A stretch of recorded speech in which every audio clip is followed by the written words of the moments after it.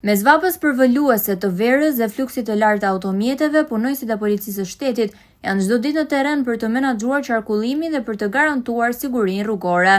Në kryqëzime, rreth rrotullime dhe akset më të ngarkuara, veçanërisht drejt zonave bregdetare, efektivët qëndrojnë për orë të tëra në rrezet e forta të diellit, duke orientuar drejtuesit e mjeteve dhe duke ndërhyrë për të shpangur bllokimet e trafikut.